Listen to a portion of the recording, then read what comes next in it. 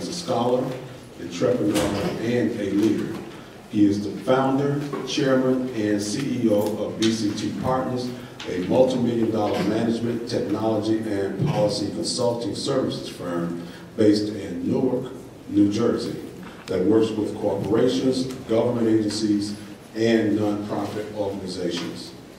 Dr. Pinkett holds five degrees, including a BS in electrical engineering from Rutgers University, where he competed on the track and field team as a high jumper and long jumper.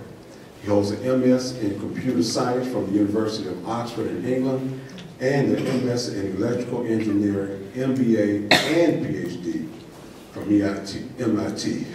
Just took a long time. I always said if I could interview him on my program, I would ask him how he did all that, because it took me a long time just to get 1 degree. Dr. Pinkett has been featured on nationally televised programs such as Today Show, Live with Regis and Kelly, Nightline, and Larry King Live. Most notably, he was the first African American to be named a Rhodes Scholar at Rutgers University, and was the winner of NBC's hit reality television show, The Apprentice, with Donald Trump. Did you really run one of his businesses? Okay. He was selected as one of 18 candidates chosen from among 1 million applicants to compete for the opportunity to run one of Donald Trump's companies. In 2007, he released his first book, Campus CEO, the student entrepreneur's guide to launching a multi-million-dollar business. In 2008, he released the audio book, No Money Down CEO, How to Start Your Dream Business with no cash.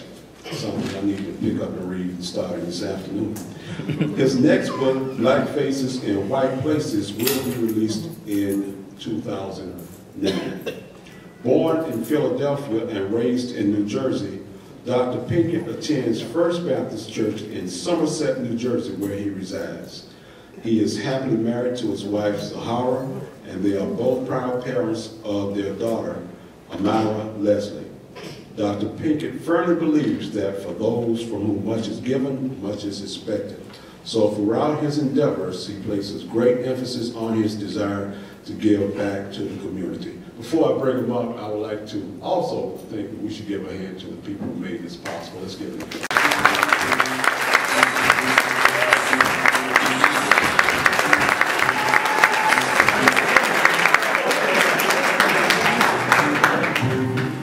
How's everybody doing?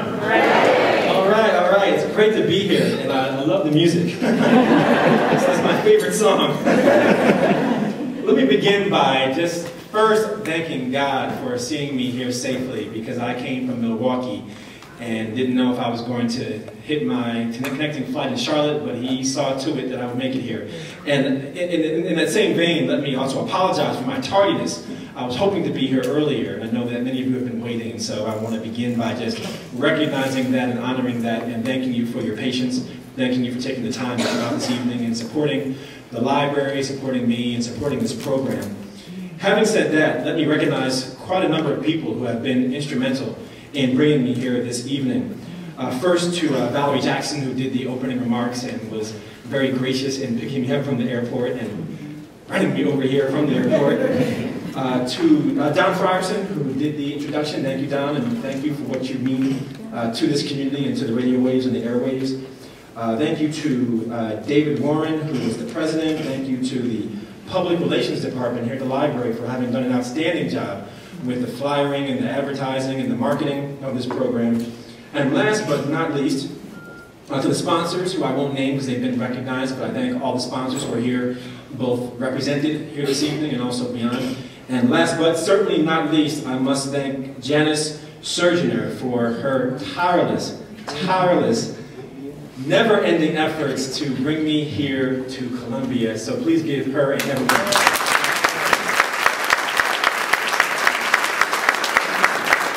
The most outstanding libraries in the country on a regular basis. That is something to be very proud of. And I recognize also that the African American History and Cultural Events Committee was instrumental in organizing my participation here.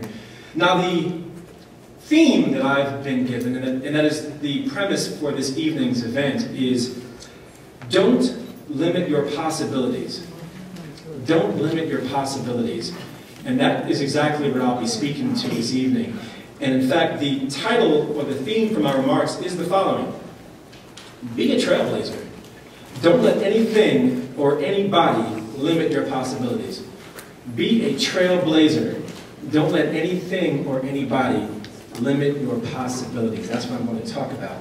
I might even say preach, since I got a three-piece suit this evening. But to begin, I want to ask each and every one of you to take a moment and reflect on what being a trailblazer means to you. And what comes to mind when I say the word trailblazer?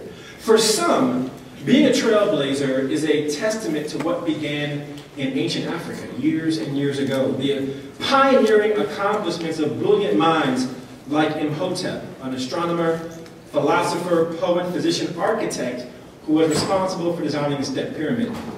For others, being a trailblazer reminds us of powerful figures during the era of slavery, like Frederick Douglass or Harriet Tubman or Sojourner Truth, and the enduring spirit of African Americans who survived America's Holocaust.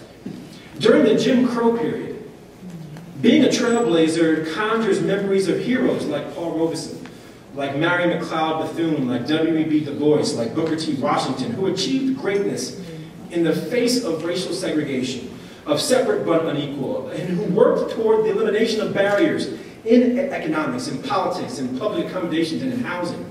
And the list goes on.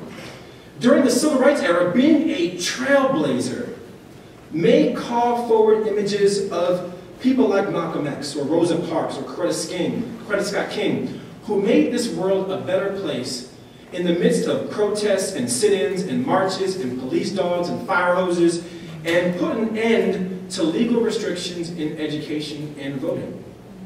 And in recent years, being a trailblazer perhaps reminds us of the Million Man March, or the Million Woman March, or the Gina 6 rally, or the Sean Bell protests, and great figures that stand among us today, such as Marion Wright Edelman of the Children's Defense Fund, Mark Morial of the National Urban League, Benjamin Jealous, leader of the NAACP. And as I look out into this audience, I see the fruits of the labor of generations and generations and generations of African Americans, generations of Americans that came before us and blazed trails, that they were trailblazers. That I can look out across our country today, and I can proudly see billionaires who look like me. I can see Fortune 500 CEOs who look like me. I can see historians, educators, journalists. I can see clergymen, clergywomen who look like me. I can see mayors of cities, governors of states. In fact, I can even look out at the next president of the United States. That's somebody who looks like me.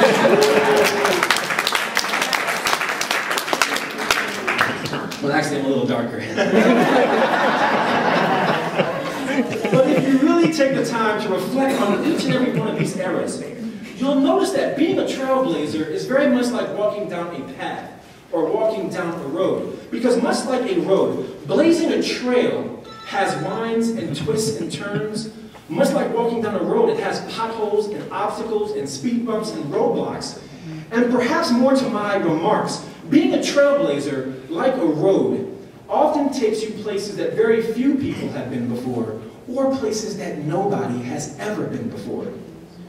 You all are perhaps familiar with the famous poem by Robert Frost, The Road Not Taken, yes, where he wrote, yes, in that pot, the heads nodding, where he wrote that two roads diverged in a wood, and I took the one less traveled by, and that has made all the difference. But what do you do when there is no road? What do you do when there is no path neatly laid out for you to follow?